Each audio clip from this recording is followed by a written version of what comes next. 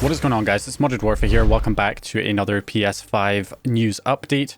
So it looks like things are happening very, very quickly in the scene right here. I know I just did an update yesterday. However, it's already happened. There's already more stuff come out already. So first of all, Specter has updated his exploit to now include support for 4.50. And this was something I had to correct myself on in the last video, where I essentially said that, you know, the WebKit was patched after 4.03. Turns out that's not actually correct. It was just the current implementation of the WebKit only supported 4.03, but now it's been updated by ChendoChap to support 4.50. So now Specter's updated his exploit to also work on 4.50. So that means you can do the WebKit plus kernel exploit chain on up to 4.50 now, instead of only being up to 4.03. So yeah, if you're on a 4.50 system, you can now test out this exploit yourself as well. So that's a pretty big update. But another big thing that's also happened very recently is we also have a BDJ implementation of the kernel exploit by Sleirsgoevy. So that is the BDJ, you know, the Blu-ray disc userland exploit chained with the same kernel exploit that Specter's been using, except Specter's implementation uses the WebKit to trigger the kernel exploit. Sleirsgoevy's implementation uses a Blu-ray disc with the BDJ exploit to trigger the kernel exploit. And his method is a bit different.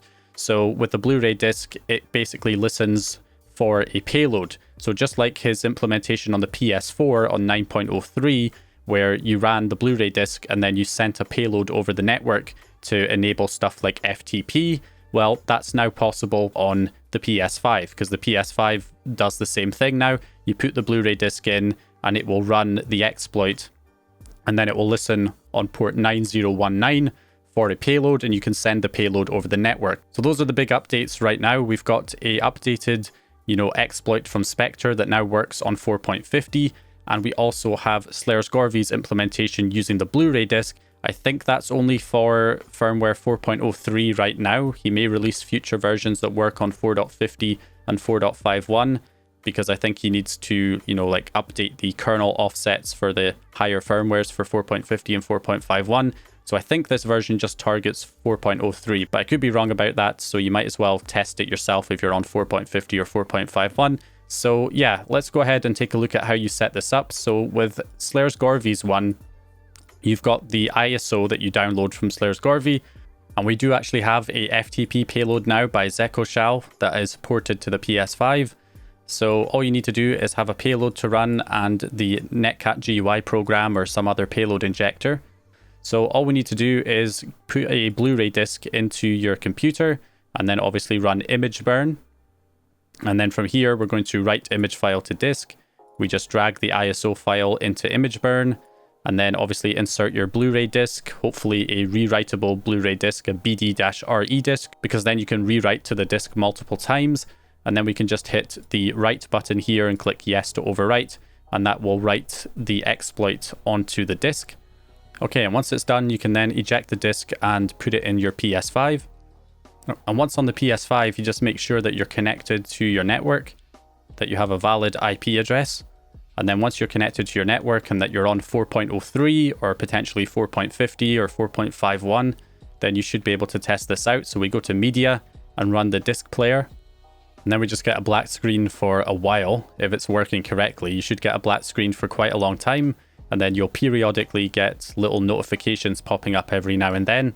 That's usually a good sign. If it goes to a blue screen too early, then that typically means it's failed and you have to reboot and try again. So unfortunately, this version of the exploit has the same instability as Specter's version. And that's mainly because it's the kernel exploit that has the instability, which unfortunately, obviously both implementations use the same kernel exploit, so they're going to have the same kind of failure rate, because the WebKit exploit's pretty stable, roughly, and obviously the BDJ exploit's very stable, but the actual kernel portion isn't. So yeah, there you go. You can see we've got kernel read-write. So that is it. It's now saying payload server running on port 9019. So all we need to do is inject a payload. Okay, so all we need to do is inject the FTP payload, so we can run netcat GUI and enter the IP address of the PS5, and the port number is 9019, and then drag in the payload.bin for the FTP server. And then I'm going to click inject. You can see it says done. And a notification does pop up on the PS5 itself showing the IP address and port number to connect to. So then all we need to do is open up a FTP client like FileZilla. And you can see here, if I type in my PS5's IP address, 168.137.192, and the port number 1337, no username or password needed, and we can connect. And boom, there we go. We have full access to the PS5's hard drive right here, I believe. I mean, this does look like the root directory. Don't get me wrong, this is the first time I'm seeing it. But yeah, this definitely looks like the root directory. You've got the user folder, the USB folder, the update folder, just like on PS4. You know, you've got, yeah, MNT folder that's got your disk folder right here. Yep, there we go. There's the Blu-ray disc that's running in there. You've got the sandbox directory. You could technically dump game files now by putting a game in and running it and then dumping the files from the sandbox directory. Obviously, you can't decrypt games because we don't have any kind of decryption. You know, we don't have like we need like a full jailbreak to decrypt games, I believe. I could be wrong actually about that, but yeah, well, even if we could get decrypted games, we couldn't run them without a homebrew enabler type patch, which we don't have. But yeah, you can access the file system. This is the root directory of the PS5 that is accessible now here on the computer. I can't even talk. So yeah, there we go. So yeah, I'll probably do a more in-depth video on this, maybe showing you some of the things that you can do with FTP on your PS5 once I have time to really look into this and see, you know, what kind of things can be manipulated.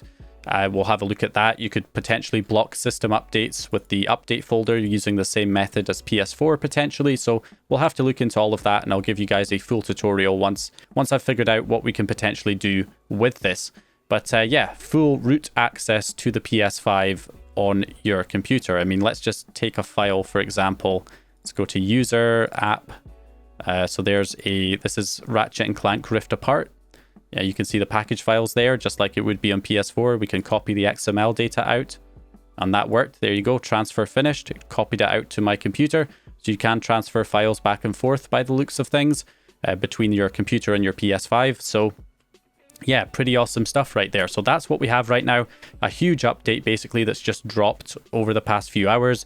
Obviously, Specter's exploit's been updated to support 4.50. You've got Sleirsgoevy's BDJ exploit that can load payloads, and you have a FTP payload provided by notzecoxao for it that you can use to read and write to your PS5's hard drive. Full access to the root of the hard drive now. So yeah, pretty awesome stuff. Obviously, more videos to come. So hope you guys enjoyed this update or found the information useful. If you did, please leave a like and subscribe. And I'll hopefully see you guys in the next one.